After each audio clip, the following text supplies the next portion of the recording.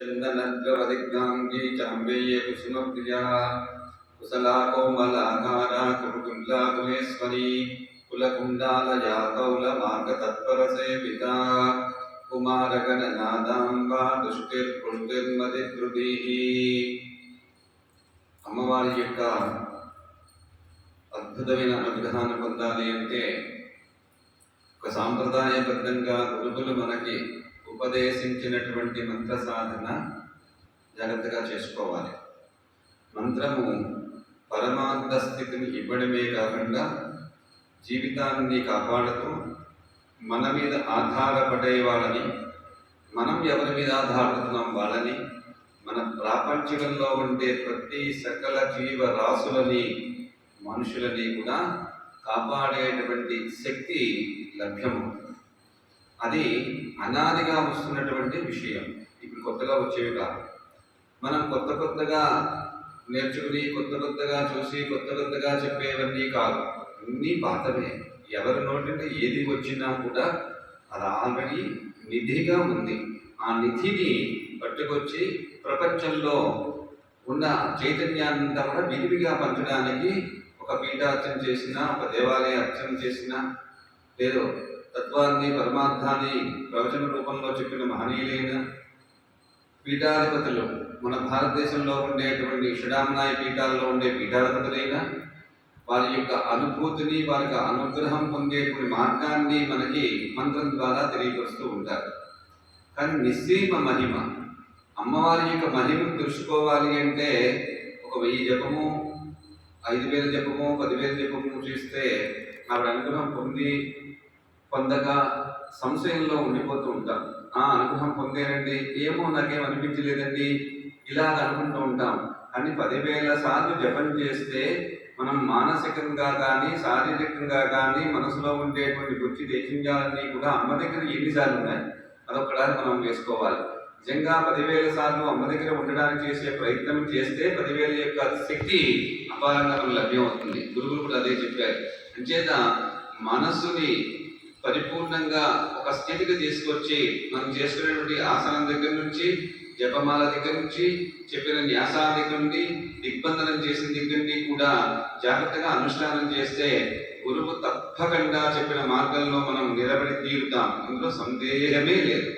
అలాగా అందరూ చేశారు కాబట్టి, గెలిచారు కాబట్టి ఈ రోజున మనకి ఈ యొక్క భావాలు తెలిసాయి, ఈ భావాల పదవిని చెప్పే యోగ్యత లభ్యమైంది. అంచేత నిష్కామమైనటువంటి యాతన పడాలి. నిష్కామము అంటే కోరిక లేకుండా జపం మొదలు పెట్టాలి. అంటే కోరిక తీరేసేదికి మనం ఇంకా జపం ఎక్కువ చేసుకుంటాం. గురుగారు నా దగ్గరకు వస్తారు, బాగా విద్య రావాలి గురుగారు మంత్రం చెప్పండి అంటారు. తప్పకుండా చెబుతానమ్మా అంటారు. కానీ ఆ మంత్రం పూర్ణంగా చేస్తే అది విద్య వస్తుంది, ఇంకోటి రాదు. విద్యకు ఒక మంత్రము, ఆరోగ్యకు ఒక మంత్రము కాదు. మంత్ర సాధన చేసినప్పుడు ఎప్పుడూ ఉంటాయి. అందులో ఒక దేవతా స్వరూపంగా అమ్మవారు అక్కడ కనిపిస్తూ ఉంటారు. అంటే ప్రతి మంత్రంలోని కూడా అమ్మే ఉంది. అమ్మ చేసే మంత్రంలో ప్రతి దేవత ఉంది. ఎందుకంటే వారి విశ్వవ్యాపం, ఆవిడ చెందినటువంటి పొందినటువంటి మార్గాలన్నీ కూడా 1, 2, 3, 4 కాదు, 1,000,000 కోట్లు ఉన్నాయి. 1,000,000 కోట్ల శక్తుల్ని మనం తెలుసుకోవడానికి అసలు మన జన్మలో ఎన్నేళ్ళు ఉంటాం, ఎన్నాళ్ళుంటాం ఎవరికి తెలియదు. ప్రయాణం చేస్తూ బస్సులోంచి జారిపోతే దెబ్బ తగులుతుందా, బస్సును దిగినప్పుడు దెబ్బ తగులుతుందా చెప్పండి? బస్సులోంచి జారిపోయినప్పుడు దెబ్బ తగులుతుంటుంది. అది అవివేకంతో, విశ్వాసాన్ని కోల్పోవడంతో, ఏదో దారిపోయే దానికి ఏదో అన్నాడనో బస్సు నుంచి ఎత్తేస్తూ ఉంటే మనకి ఏంటవుతుంది? దెబ్బ తగులుతుంది. అలాగే గురువు అనేటువంటి గురువుతో ప్రయాణం చేసినప్పుడు ఆ వాహనం నుంచి దూకిన వాళ్ళు ఎక్కువ మంది ఉన్నారు. కాబట్టి వాళ్ళ శక్తులు ఏమంటాయి? ఈ గుమ్మం కాదు ఇంకో గుమ్మం, ఇంకో గుమ్మం కాదు ఇంకో గుమ్మం తిరుగుతుంటారు. కానీ సర్వశక్తిమయ్యి ఒక్కసారి ఒక గురువు దగ్గర మంత్రం తీసుకున్న తర్వాత వాళ్ళు ఎన్ని గుమ్మాలు ఎక్కినా కూడా యాతనే తప్ప అది ఏమీ పరిగణలోకి రాదని చెప్పి శాస్త్రం చెప్పింది, ధర్మం చెప్పింది.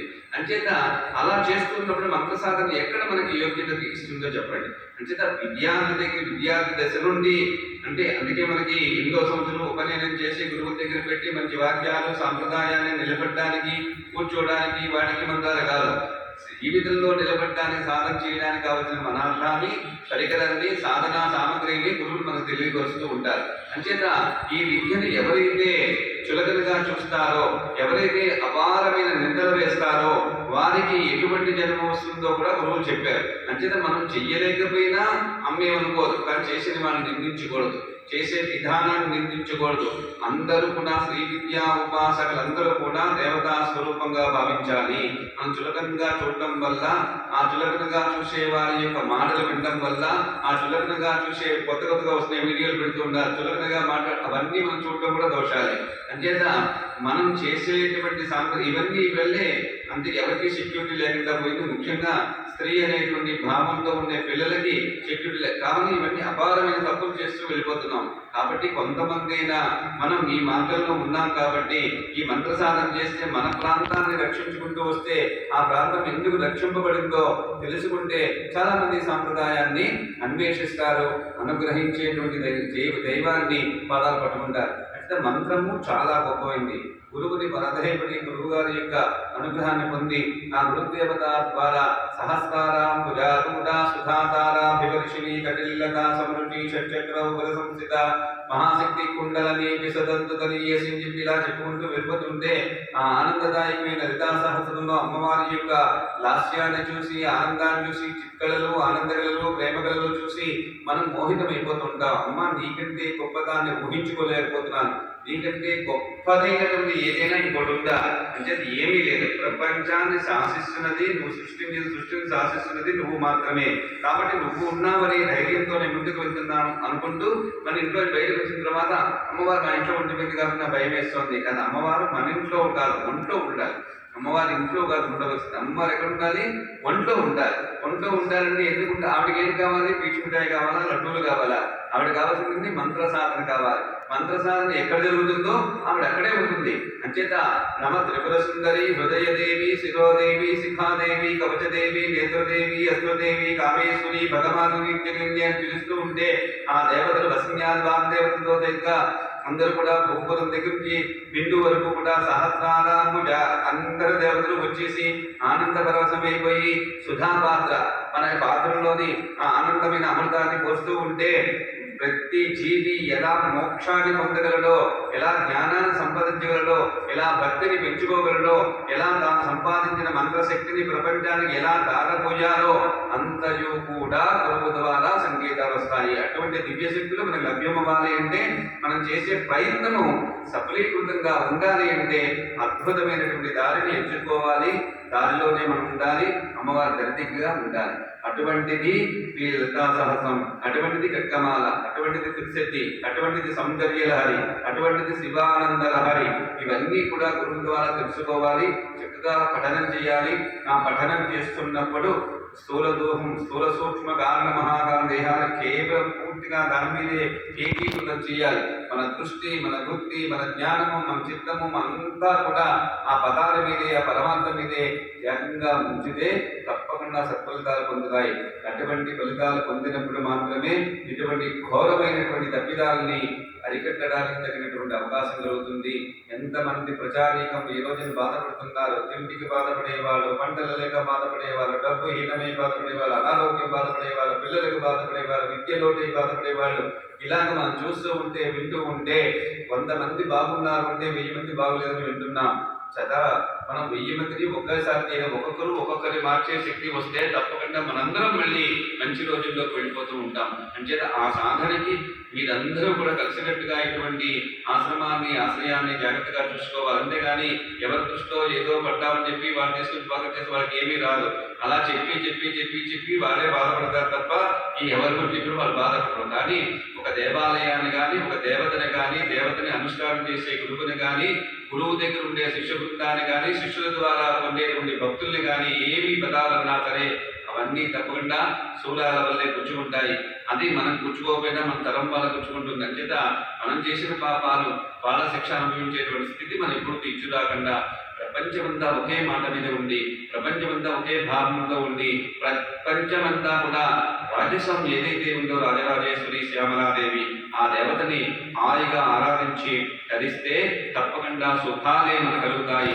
అటువంటి ప్రతి మాసంలో ఒక్కొక్క పర్వదినం, ప్రతి పర్వదినంలో ఒక అద్భుతమైనటువంటి విశేషమైనటువంటి అద్భుతమైనటువంటి విషయాలు మనకి ఆ పర్వదినంలో తెలుస్తూ ఉంటాయి. అవన్నీ తెలుసుకోవాలి. ఆనందదాయకమైన జీవితాన్ని ఆనందంగానే ముగించుకోవాలి. నువ్వు భూమి మీదకి వెళ్ళినప్పుడు దుఃఖాలతో ఉండాలి, ఎప్పుడూ ఏడుస్తూ ఉండాలి, ఎప్పుడూ కష్టాలు పడుతుండాలని ఆమె సృష్టించలేదు. అవన్నీ నువ్వు సుఖంగా ఉండాలని పంపించింది. కానీ మన అనాదిగా చేసిన పాపభూయంలో ఆ పాపాల వల్ల మనం పొందేటువంటివన్నీ కూడా కర్మ విముక్తి పొంది జాగ్రత్తగా సరిదిద్దుకో అని చెప్పి కొన్ని అద్భుతమైనటువంటి అనుగ్రహాన్ని ఇచ్చింది, అమ్మ పంపించింది. దాన్ని తప్పకుండా మనసా వాచా కర్మణ శిరసావహిద్దాం.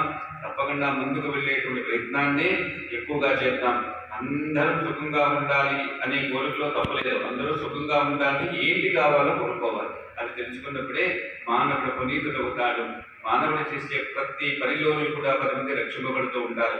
అదే శ్రీ విద్యా రహస్యం. అటువంటి శ్రీ ఉపాసకుడు ఎక్కడుంటారో ఆ ప్రాంతమంతా సుభిక్షంగా ఉంటుంది, ఆనందంగా ఉంటుంది. అదే మన గురువులు మన దగ్గర నుంచి కోరుకున్నది. అంతేగాని నువ్వు తీసుకొచ్చినప్పుడల్లా వచ్చినప్పుడల్లా మిఠాయిలో పళ్ళలో డబ్బు పట్టులో తెమ్మని ఎవరు ఏ గురువులు అడగలేదు.